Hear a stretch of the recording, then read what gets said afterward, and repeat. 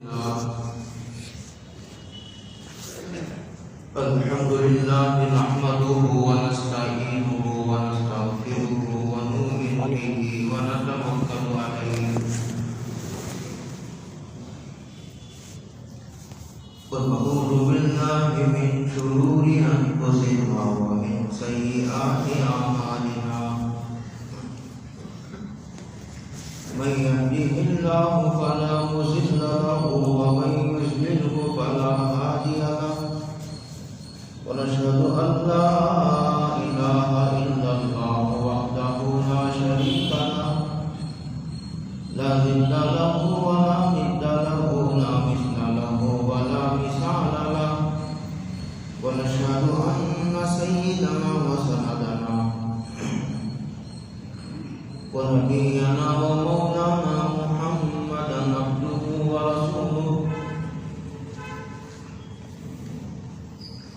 أرسله الله تعالى إلى الناس كافة بشيرا ونذيرا بين يدي الساعة من يطع الله ورسوله فقد رشد واهتدى ومن يعص الله ورسوله فقد ضل وغوى أعوذ بالله من الشيطان الرجيم بسم الله الرحمن الرحيم قل هل يستوي الذين يعلمون والذين لا يعلمون إنما يتذكر أولو الألباب قال النبي صلى الله عليه وسلم كن عالما أو متعلما أو مستمعا أو محبا فلا تكن خامسة فتهلك أو كما قال رسول الله صلى الله عليه وسلم صدق الله العظيم وصدق رسوله النبي الكريم ونحن على ذلك من الشاهدين والشاكرين والحمد لله رب العالمين. قابل قدر بزرگوں، دوستوں، بھائیوں، السلام علیکم ورحمۃ اللہ وبرکاتہ.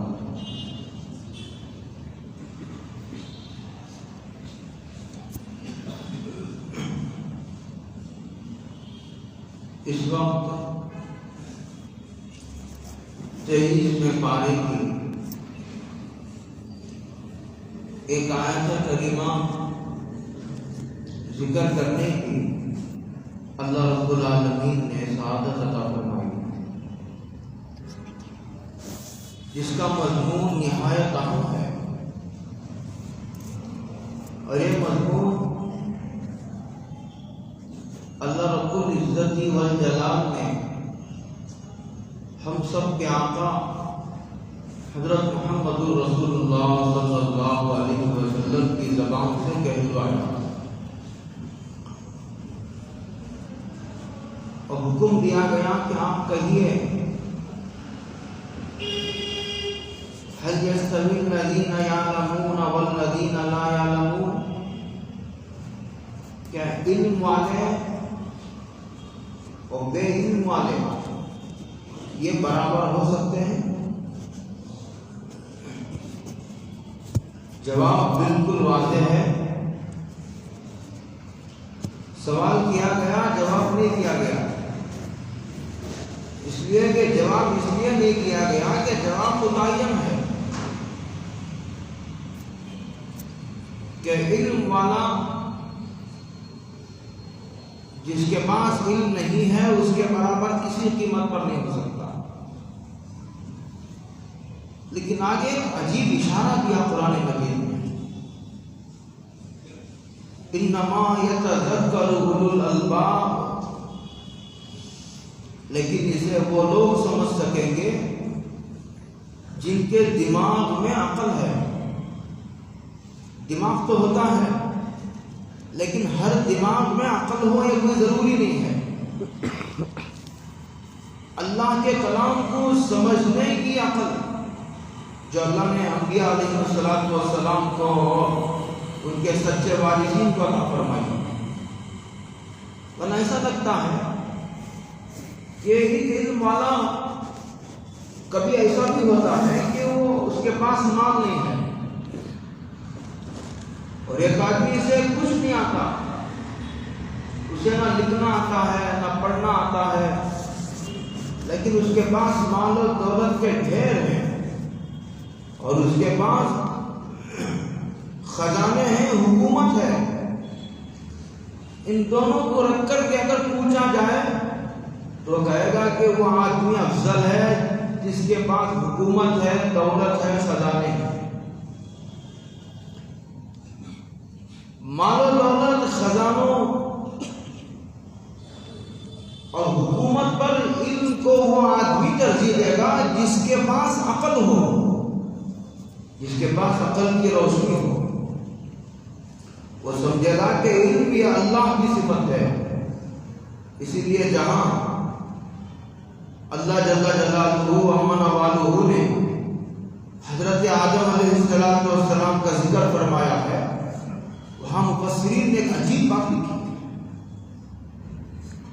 یہ فرمایا کہ ایک آدمی عبادت گزار ہے، ساری رات عبادت کرتا ہے، دن میں روزہ رکھتا ہے، لیکن ایک آدمی نہ سارا سال روزہ رکھتا ہے نہ ساری رات عبادت کرتا ہے، لیکن اللہ تعالیٰ نے اسے علم کی دولت سے مالا مال فرمایا ہے. تو یہ علم والا اس سے افضل ہے، اس لیے کہ یہ عبادت بندوں کی صفت ہے، اللہ کی صفت نہیں ہے. علم اللہ کی صفت ہے. تو اسے وہ لوگ سمجھ پائیں گے جن کو اللہ تعالیٰ نے عقل کی دولت سے کوئی حصہ عطا فرمایا ہو.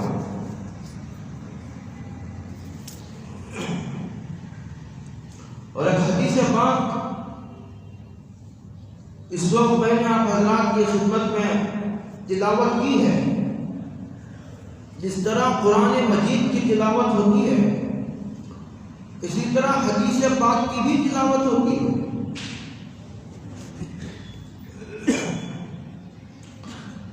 امام بیہقی نے اس حدیث کو روایت کیا ہے. حدیث کے الفاظ یہ ہیں، حضرت محمد رسول اللہ صلی اللہ علیہ وسلم ارشاد فرماتے ہیں، کن عالما، عالم بنو. حکم دیا اگر عالم بن سکتے ہو تو عالم بنو. یہ اللہ کی صفت ہے، انبیاء کی میراث ہے. انبیاء مال و دولت کے وارث نہیں ہوتے، انبیاء کی میراث علم ہے. اللہ کی صفت علم ہے. کن عالما، اگر عالم نہیں بن سکتے تو او تعلیما، تو طالب علم بنو، دوسرا درجہ. آگے فرمایا او مستمعا، عالم بھی نہیں بن سکتے، طالب علم بھی نہیں بن سکتے، فرمایا کہ علماء کی باتیں سننے کا اہتمام کرو. اس لیے کہ جو لوگ کافر ہوتے ہیں، اس بات کو عجیب انداز میں اٹھایا، اس لیے کہ جو لوگ کافر ہوتے ہیں اور جو لوگ منافق ہوتے ہیں وہ نہ عالم بنتے ہیں، شریعت کا علم حاصل کرتے ہیں، وہ تو نبی پر بھی ایمان نہیں لاتے، وہ نہ طالب علم بھی کرتے ہیں. اچھا چلو عالم بھی نہیں بنتے، طالب علم بھی نہیں بنتے، تو کم سے کم ان کے مجلسوں میں جا کر سنتے تو صحیح کہ کیا کہتے ہیں. تسلی سے سنجیدہ ہو کر، خالی و ذہن ہو کر قریب آتے اور ان کی باتوں کو سننے کی کوشش کرتے، کہ یہ بھی نہیں کرتے. قرآن کریم نے ایک جگہ کہا اور کئی جگہ کہا سم بکم، عمی فہم لا یعقلون، کہاں کہ یہ بہرے ہوتے ہیں، بہرے، سنتے نہیں۔ آگے فرمایا بکمن، اور یہ گونگے ہوتے ہیں، سنتے بھی نہیں، پوچھتے بھی نہیں، حلال کیا، حرام کیا، جائز کیا، ناجائز کیا، پوچھتے بھی نہیں۔ وہ ضرورت ہی نہیں محسوس کرتے پوچھنے کی، جو ہمارا دل چاہے وہی صحیح، جو ہم نے کہا وہی چلے گا۔ باپ کہتا ہے گھر میں میں گھر کا مالک ہوں، ذمہ دار ہوں، جو میں کہوں گا وہی چلے گا۔ ہر ذمہ دار یہ کہہ رہا ہے کہ جو میں کہوں گا وہی چلے گا، پوچھنے کی ضرورت نہیں محسوس کرتے۔ قرآن کریم نے کہا بکمن، آگے فرما عمیون، سنتے بھی نہیں، پوچھتے بھی نہیں، اور خود پڑھ کر سمجھنے کی صلاحیت بھی نہیں۔ تو کیا کرے گا اندھا؟ اندھا چلے گا، سامنے گڑا ہے یا کیا ہے اس کو پتہ نہیں ہوگا، اور اس میں گر پڑے گا۔ تو حضور نے فرمایا عالم بنو یا طالب علم بنو، اور تیسرے نمبر پر فرمایا یعنی تو کبھی کبھی ان کے مجلسوں میں جا کر سننے کا اہتمام کرو تو علم آئے گا۔ آگے چوتھے نمبر پر سرور کونین حضرت محمد رسول اللہ صلی اللہ علیہ وسلم نے ارشاد فرمایا او محبا، فرمایا یا نہیں تو کم سے کم علم والوں سے محبت کرنے والے بنو، علم والوں سے، علماء سے، ان مکتب والوں سے، ان مسجد والوں سے، ان مدرسے والوں سے محبت کرو، یہ مطلب او محبا، اس لیے کہ علم انہی کے پاس رہ گیا۔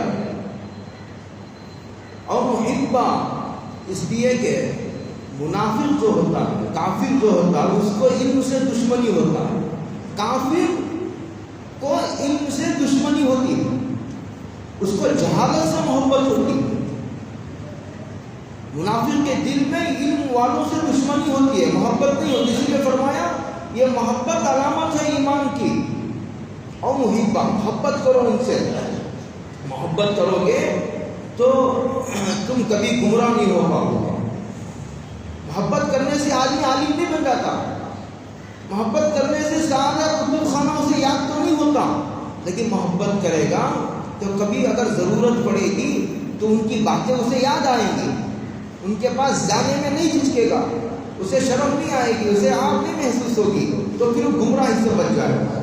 یہ محبت اسے گمراہی سے بچانے میں بہت کام دے گی۔ اور محبہ، آگے فرمایا حضور نے وَلَا تَكُنْ خَامِسًا، پانچویں نہ بنو، پانچواں یعنی ان سے دشمنی کرنے والے، ان سے عداوت کرنے والے، اور فرمایا کہ جو ہے ان کے کام میں روڑے اٹکانے والے نہ بنو، وَلَا تَكُنْ خَامِسًا۔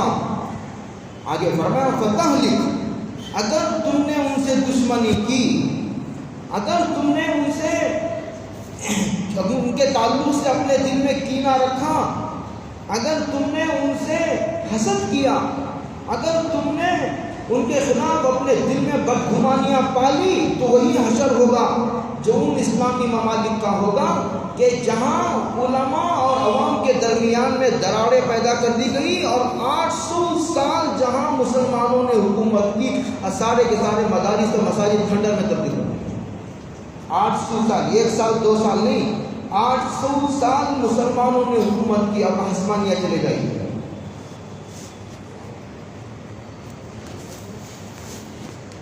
وَلَا تَكُنْ خَامِسًا فَتَهْلِكَ، حضرت رسول اللہ صلی اللہ علیہ وسلم نے، یہ امام مالک نے اسے روایت کیا، حضرت لقمان علیہ السلام نے اپنے بیٹے کو نصیحت کرتے ہوئے فرمایا تھا، اے بیٹے علیک بمجالسۃ العلماء، علماء کے ساتھ اٹھنے بیٹھنے کو اپنے اوپر لازم کر لو، ان کے ساتھ اٹھو بیٹھو، چائے پیو، ان کے ساتھ بیٹھو، مانوس ہو، ان سے مناسبت پیدا کرنے کی کوشش کرو۔ ایک آدمی نے بڑی خوب بات کہی، مجھے بڑی پسند آئی، ایک آدمی نے بہت خوب کہا اور بہت اچھا کہا کہ یہ علماء چوکے دار ہوتے ہیں۔ کیا ہوتے ہیں؟ یہ علماء چوکے دار ہوتے ہیں، یہ دین کی چوکے داری کر رہے ہیں، اور یہ منصب ان کو دنیا والوں نے نہیں دیا، یہ اللہ نے دیا ہے۔ اسی لیے اگر کسی ادارے والے یہ کہتے ہیں کہ ہم تنخواہ نہیں دیں گے تو وہ کہتے ہیں تم تنخواہ نہ دو تب بھی ہم کام کریں گے، اس لیے کہ یہ منصب ہم کو آسمانوں سے ملا۔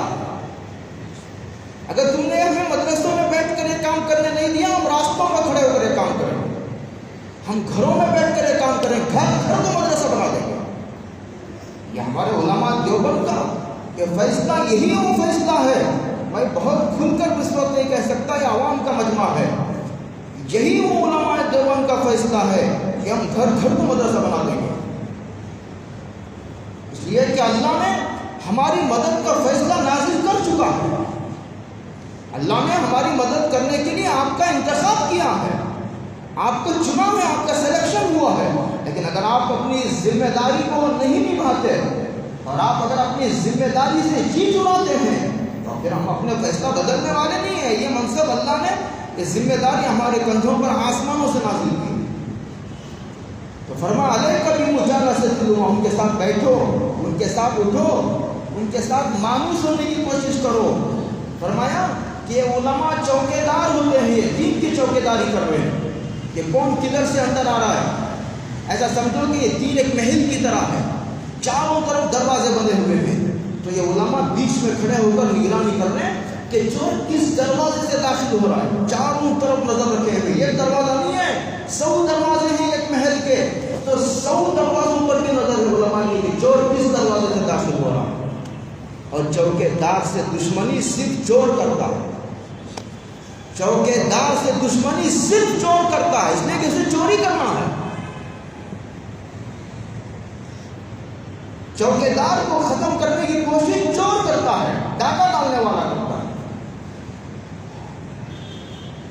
فرمایا حضرت لقمان نے کہ علماء کے ساتھ اٹھنے بیٹھنے کو اپنے اوپر لازم کر لو، ان سے تعلق رکھو، اپنے بچوں کو ملاؤ، اپنے بچوں کو ان سے نہ کاٹو۔ علامہ اقبال شاعر مشرق کے نام سے مشہور ہیں، انہوں نے بڑے عجیب بات کہی کہ میں نے نقل کیا ہے تاکہ یہی مجھے بعض باتیں نقل کرنے میں وہ ہوتا ہے، اور میں یہ چاہتا ہوں کہ بڑوں کی باتیں بے علمی ہی نقل کروں، اس میں برکت بھی ہوتی ہے، اور روایت بالمعنی میں بعض مرتبہ اہم مضمون حذف ہو جاتا ہے۔ شاعر مشرق علامہ اقبال نے کیا بات کہا؟ انہوں نے کہا، بہت غور سے سنو، جب میں تمہاری طرح جوان تھا، جب میں تمہاری طرح جوان تھا تو میرے قلب کی کیفیت بھی ایسے ہی تھی، میں بھی وہی کچھ چاہتا تھا جو تم چاہتے ہو۔ یعنی کیا چاہتا تھا میں؟ انقلاب، انقلاب۔ کیسا انقلاب؟ ایسا انقلاب جو ہندوستان کے مسلمانوں کو مغرب کی مہذب، مغرب یعنی امریکہ، لندن، کینیڈا، جرمنی، اٹلی، یہ سب مغربی ممالک کہلاتے ہیں، کہتے ہیں میں بھی وہی چاہتا تھا جو تم چاہتے ہو۔ یہ کب کی بات ہے؟ جب میں نوجوان تھا، جب میرے خیالات میں پختگی نہیں تھی، میرے علم میں وہ رسوخ نہیں تھا۔ میں یہ چاہتا تھا کہ انقلاب، انقلاب۔ کیسا انقلاب؟ ایسا انقلاب کہ ہندوستان کے مسلمانوں کو مغرب کی مہذب اور تمدن یافتہ قوموں کے دوش بدوش کھڑا کر دیا جائے۔ امریکہ ترقی کر رہا ہے، ہندوستان کو بھی اس راستے پر ڈالو۔ آگے کہتے ہیں، لیکن میں یوروپ کو دیکھنے کے بعد میری رائے بدل گئی۔ ان مکتبوں اور مدرسوں کو اسی حالت میں رہنے دو، غریب مسلمانوں کے بچوں کو انہی مکتبوں میں پڑھنے دو۔ اگر یہ ملا اور درویش نہ رہے تو جانتے ہو کیا ہوگا؟ جو کچھ ہوا میں اپنی آنکھوں سے دیکھ آیا ہوں، جو کچھ ہوا میں اپنی آنکھوں سے دیکھ آیا ہوں۔ اگر ہندوستان کے مسلمان ان مکتبوں کے مدرسوں کے اثر سے محروم ہو گئے تو بالکل اسی طرح جس طرح ہسپانیہ، جس کی مثال میں نے ابھی دی تھی، کہ مسلمانوں کی 800 برس کی حکومتوں کے باوجود سوائے کھنڈروں کے کچھ نہیں ملتا، اسلامی تہذیب کا کوئی اثر نہیں ملتا۔ ہندوستان میں بھی اگر ان مسجد اور مدرسوں اور ان مکتبوں سے اگر تم نے دلچسپی ختم نہیں اگر کم بھی کی، ختم کرنے کی بات میں نہیں کر رہا ہوں، اگر تم نے ان مسجد مدرسوں اور مکتبوں سے دلچسپی 1% بھی کم کی تو ہندوستان میں یہ آگرہ کے تاج محل اور دلی کے لال قلعے کے سوا مسلمانوں کے 800 برس کی حکومتوں کی تہذیب کا کوئی نشان نہیں ملے گا۔ یہ علامہ اقبال کا ایک تاریخی جملہ ہے جسے یاد رکھنے کی ضرورت ہے۔ تو میں وہاں سے چلا تھا کہ حضرت لقمان نے اپنے بیٹے کو نصیحت کرتے ہوئے کہا تھا علماء کے ساتھ اٹھنے بیٹھنے کا اہتمام کرو۔ کہاں ہیں تمہارے بچے؟ تمہارے بچے کہاں ہیں؟ تمہارے بچوں کا کن علماء سے تعلق ہے؟ کن بزرگوں سے ان کا رابطہ ہے؟ کیا تم کو اپنے دین پر شرع صدر نہیں ہے؟ کیا تم اپنے بچوں کی گمراہی پر راضی ہو؟ کیا تم اپنے نسلوں کو ارتداد کے حوالے کرنا چاہتے ہو؟ ہم کو تمہارے پیسوں کی دعوتوں کی ضرورت نہیں بھائیوں، اپنے ایمان کی فکر کرو، اپنے بچوں کی نسلوں کے ایمان کی فکر کرو۔ یہ ہمارا بیان فیصلہ ہے۔ فرمایا کہ حضرت لقمان نے وَاسْتَمِعْ كَلَامَ الْحُكَمَاءِ، اور جن کو اللہ نے حکمت عطا فرمائی ہے ان کے باتوں کو سننے کا اہتمام کرو۔ فَإِنَّ اللَّهَ يُحْيِي الْقَلْبَ الْمَيِّتَ بِنُورِ الْحِكْمَةِ، اللہ تعالیٰ مردہ دل کو حکمت کے نور سے زندہ فرما دیتے ہیں۔ کما یحیی الارض المیتۃ بوابل المطر، یہ بڑے امام مالک کی روایت ہے، جیسے اللہ تعالیٰ مردہ زمین کو بارش کے پانی سے زندہ کر دیتے ہیں کہ لہلہا اٹھتی ہے، بنجر زمین ہے، بارش کا پانی برسنے کے بعد لہلہا اٹھتی ہے، چاروں طرف ہری بھری ہو جاتی ہے زمین۔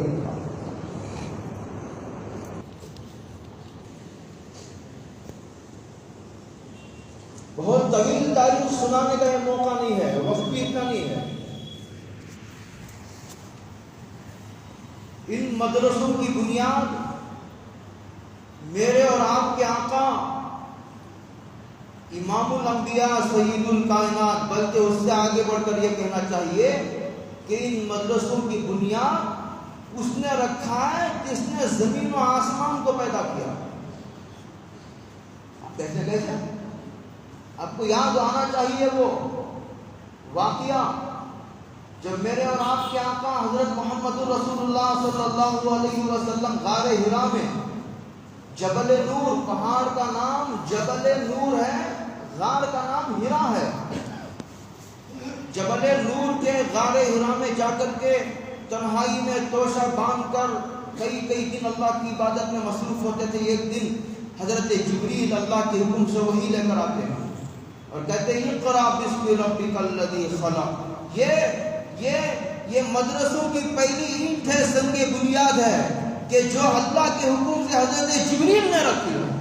تو پتہ چلا کہ ان مدرسوں کا بانی خدا ہے، اور جو لوگ مدرسوں کے ختم کرنے کی بات کرتے ہیں ان کو اللہ کی طاقت کا اندازہ نہیں ہے۔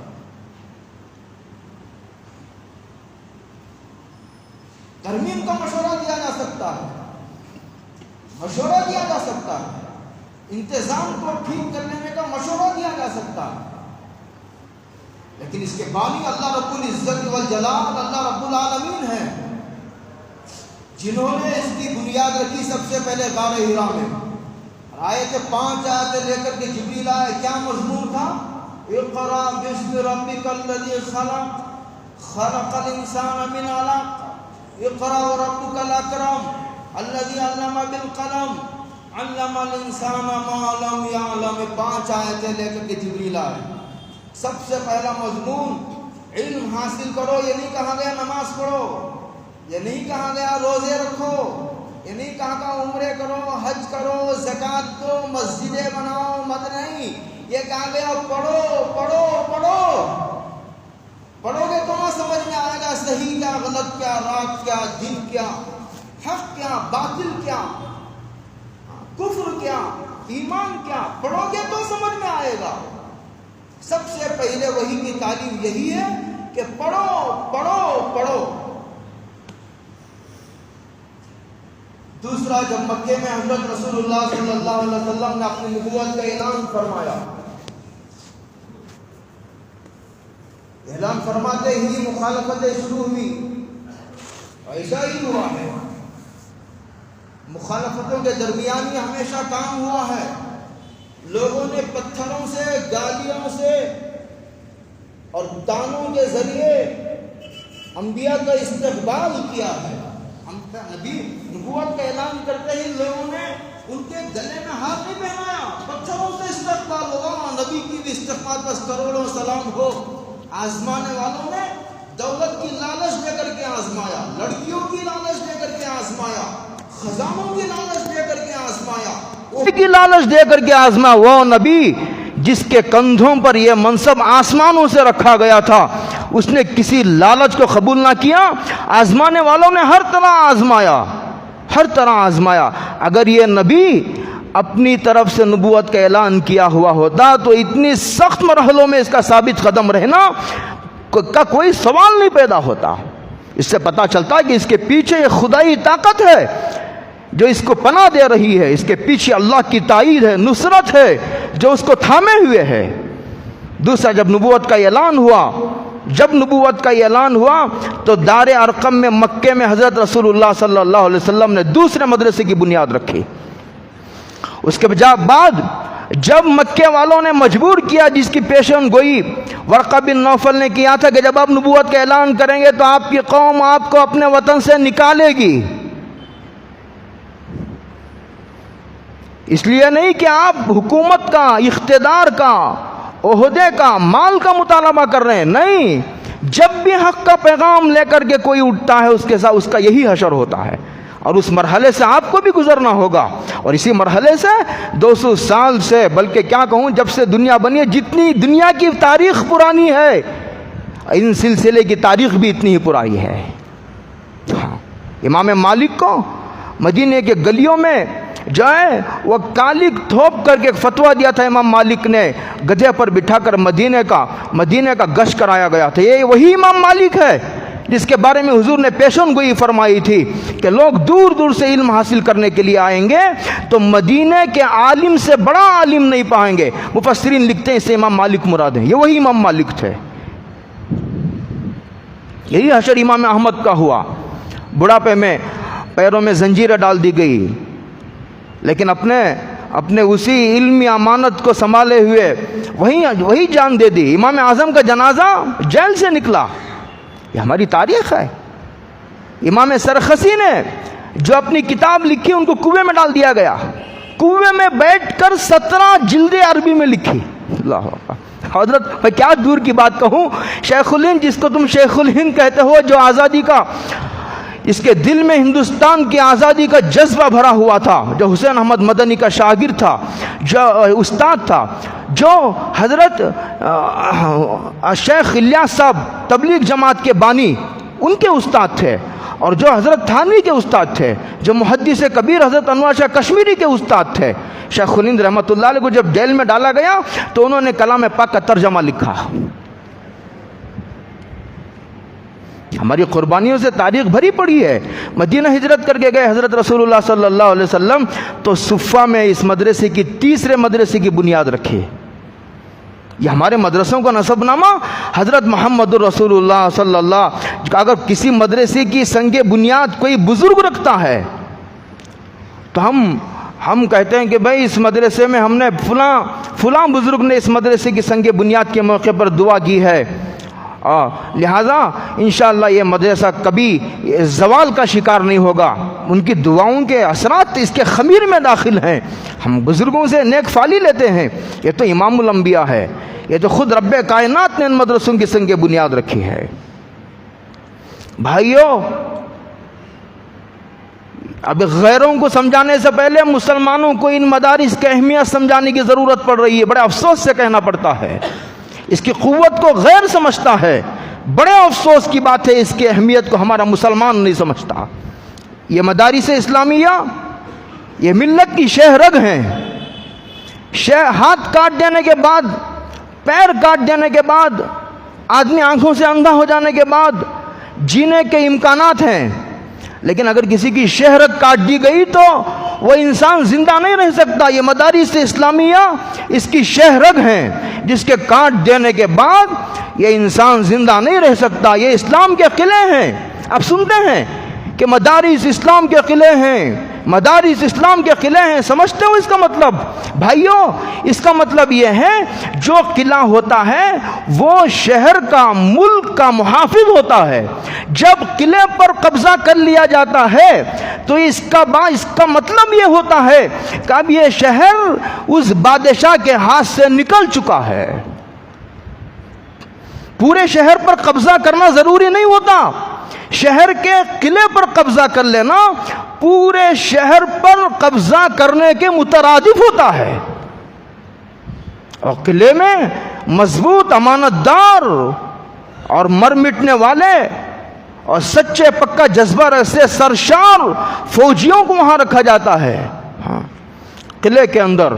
ہاں، یہ مدارس اسلامیہ اس کے اندر یہ اسلامی چھاؤنی کے برابر ہیں. اس میں اللہ کی کتاب کی اور حضرت رسول اللہ صلی اللہ علیہ وسلم کے حدیثوں کی حفاظت کرنے والوں کو پیدا کیا جاتا ہے.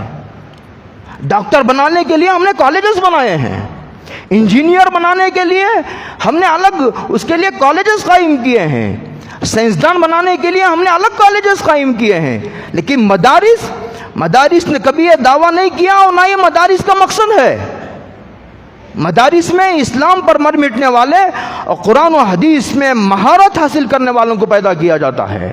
ہاں، یہ اسلام کے قلعے ہیں. یہاں اسلام پر مر مٹنے والے فوجی تیار ہوتے ہیں. سارے ملک کا مدار قلعے کے محفوظ رہنے پر ہے.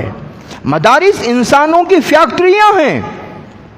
کسی فیکٹری میں لوہا بنتا ہے، کسی فیکٹری میں کپڑا بنتا ہے، کسی فیکٹری میں ٹوپیاں بنتی ہیں، اور تو کسی فیکٹری میں سیمنٹ بنتا ہے، کسی میں لکڑی بنتی ہے، کسی میں مختلف چیزیں بنتی ہیں. لیکن یہ مدارس اسلامی وہ ہیں جہاں انسانوں کو پیدا کیا جاتا ہے، جہاں انسانوں کی تعمیر ہوتی ہے، جہاں امت کا درد رکھنے والے غمخواروں کو پیدا کیا جاتا ہے، جہاں امت کے درد میں رات میں اٹھنے والوں کو، رونے والوں کو پیدا کیا جاتا ہے. یہ مدارس اسلامیہ انسان کی فیکٹریاں ہیں جہاں انسانیت کے غمخوار، ہمدرد، خیرخواہ پیدا کیے جاتے ہیں. یہ مدارس پاور ہاؤس ہیں جہاں سے زندگی کے ہر شعبے کو بجلی فراہم ہوتی ہے. یہاں سے تبلیغ والوں کو بھی مواد فراہم کیا جاتا ہے. یہاں خانخواہ والوں کو بھی ان کی بھی رہبری کی جاتی ہے، انجینئروں کی، ڈاکٹروں کی، سائنسدانوں کی، اور دنیا کے ہر طبقے، ہر شعبے سے تعلق رکھنے والوں کی رہبری کی جاتی ہے. اسی لیے یہاں پر قرآن و حدیث کی مہارت پیدا کرنے کی کوشش کی جاتی ہے کہ قرآن و حدیث کی مہارت پیدا کر کے وہ قوم کی رہبری کرنے کی اپنے اندر صلاحیت پیدا کرے. یہ مدارس میں ہی اسلام کی حفاظت کرنے والے پیدا ہو سکتے ہیں. دین کے پھیلائے، ساری دنیا دین کے پھیلانے کا کام کرتی ہے. مدارس واحد وہ جگہ ہیں جہاں اسلام کی حفاظت کا کام ہوتا ہے. یہی وہ مدارس ہیں جو یہ بتا سکتے ہیں کہ یہ تفسیر غلط ہے، یہ حدیث ضعیف ہے، یہ حدیث موضوع ہے، یہ من گھڑت ہے، کسی نے گھڑی ہے. یہ حدیث کتابوں میں نہیں ملتی، یہ حدیث حضور کی حدیث نہیں ہے. یہ کون کہتا ہے؟ یہ مدرسے میں بیٹھنے والا وہ آدمی کہہ سکتا ہے جو رات دن کتابوں کا کیڑا بنا ہوا ہے. تمام دینی شعبوں کی کڑی نگرانی کی جاتی ہے. کوئی بھی اپنا ہو، باہر کا آدمی ہو، اگر گڑبڑ کرتا ہے تو یہ مدارس والے اسے تنبیہ کرتے ہیں اور بلا کر سمجھاتے ہیں، اس کی اصلاح کرتے ہیں. بھائی تم نے جو کہا ہے یہ بات قرآن سے ٹکراتی ہے، یہ حدیث سے ٹکراتی ہے، یہ اجماع امت سے ٹکراتی ہے. بھائی یہ صحابہ کی زندگیوں سے یہ بات ٹکراتی ہے. اور زندگی کے اور ہر شعبے پر کڑی نظر رکھیں. جیسا کہ میں نے کہا نا کہ ہر شعبے میں ہر شعبے کا، ہر شعبے والا علماء سے نالا ہے. ہر شعبے والا علماء سے بدگمانی کرتا. کیوں؟ اس لیے کہ وہ ہر شعبے کی اصلاح کرتے ہیں.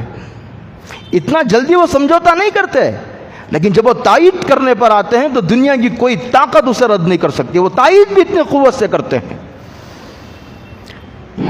آج ساری دنیا میں، ساری دنیا کے اسکول اور کالجز میں یہ انسانوں کا بنایا ہوا سلیبس پڑھایا جاتا ہے. آپ کو معلوم ہونا چاہیے، آپ کو معلوم نہیں اب تک کہ اس مدرسوں میں آسمان سے نازل ہونے والا نصاب پڑھایا جاتا ہے. دنیا کے ہر اسکول میں انسانوں کا ترتیب دیا ہوا نصاب پڑھایا جاتا ہے. ان مدارس کی حیثیت قبلہ نما کی ہے. وہ کسی کے تعریف کی اور مذمت کرنے والے کی مذمت سے اوپر اٹھ کر خدمت کرتے ہیں. یہ قبلہ نما کی طرح ہے. قبلہ نما جانتے ہیں؟ اب قبلہ نما کو کسی بھی زمین کے کسی بھی حصے میں پھینک دیجئے، جدھر کعبہ ہوگا ادھر بتائے گا. جو صحیح ہوگا اسی پر دستخط کرنے کے روادار ہیں علماء. یہ کسی کی تعریف و مذمت میں آنے والے نہیں، تعریف سے خوش ہو کر اور مذمت سے اپنے حوصلوں کو پست کرنے والی یہ قوم نہیں ہے. یہ سر پر کفن باندھے نکلی ہے. مجھے یاد آتا ہے کہ حضرت حسین احمد مدنی رحمۃ اللہ علیہ جب ابھی ہندوستان آزاد نہیں ہوا تھا، انگریزوں کی حکومت تھی، تو انگریز نے ان کو بلایا تھا. تو انگریز جج نے پوچھا، حسین احمد، ہم نے سنا ہے کہ تم یہ کہتے ہو کہ انگریزوں کی فوج میں بھرتی ہونا حرام ہے، کیا تم نے یہ بات کہی ہے؟ تو حسین احمد مدنی رحمۃ اللہ علیہ عشق نبی سے سرشار، انہوں نے یہ کہا 16 سال حضور کے روضے کے قریب بیٹھ کر کے حدیث پڑھائی ہے. اللہ اکبر. اللہ غریق رحمت فرمائے. پوری ہندوستان کے مسند حدیث پر حسین احمد مدنی کے شاگرد ابھی کام کر رہے ہیں. ابھی ان کا یہ دور ختم نہیں ہوا.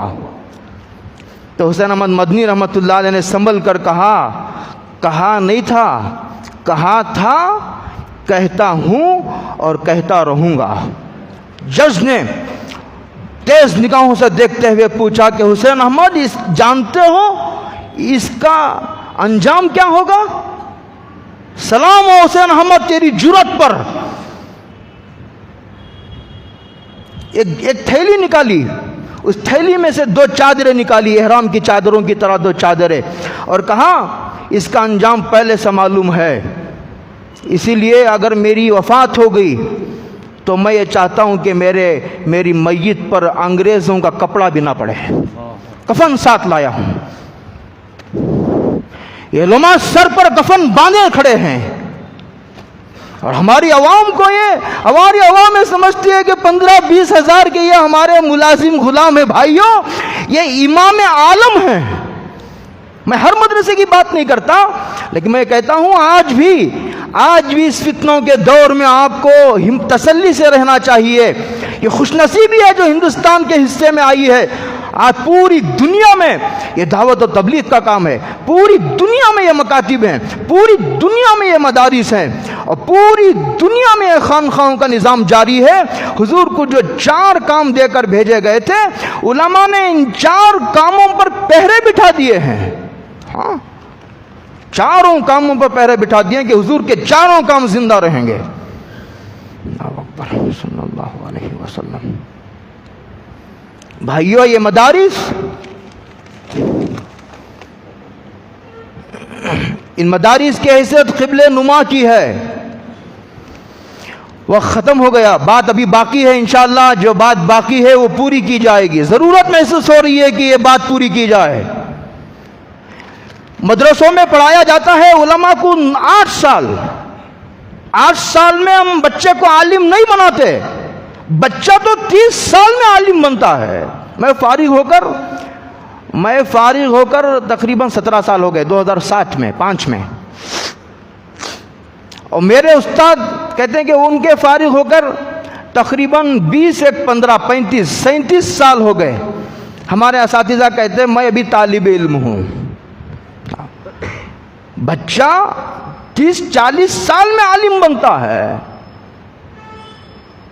8 سال میں ہم نے عالم بننے کی صلاحیت پیدا کرتے ہیں. 4 سال تو گرامر کی کتابیں پڑھاتے ہیں. اس کے بعد جب حدیث کا پڑھانے کا نمبر آتا ہے 25,000 حدیثیں پڑھائی جاتی ہیں. کتنی؟ 25,000 حدیثیں پڑھائی جاتی ہیں. اور ان حدیثوں میں یہ طاقت ہے کہ دنیا کے ہر طبقے سے خطاب کیا جائے اور ہر باطل کی آنکھوں میں آنکھیں ڈال کر کے باتیں کی جائے. اگر کوئی غلط بات کرتا ہے اس کی زبان کھینچ لی جائے. اور حضرت رسول اللہ صلی اللہ علیہ وسلم کے مشن کو کوئی نقصان پہنچانے کی بات کرتا ہے تو وہ سارے ان کے اندر یہ سچا جذبہ بھر کر ان کو بھیجا جاتا ہے کہ وہ کسی قیمت پر اس کا سمجھوتا نہیں کرے گا. اس کی لمبی تاریخ ہے. اور دنیا کا ہر انسان کھانے کی پینے کی بات کرتا ہے، گھر بنانے کی بات کرتا ہے، کاروبار کی بات کرتا ہے۔ واحد مدارس اسلامیہ میں واحد مدارس اسلامیہ ہیں جہاں قال اللہ قال الرسول کی باتیں ہوتی ہیں، قرآن کی ایک ایک آیت، ایک ایک شوشے کی حفاظت کی جاتی ہے، حضور کی ایک ایک حدیث پر مہینوں مہینوں گفتگو ہوتی ہے۔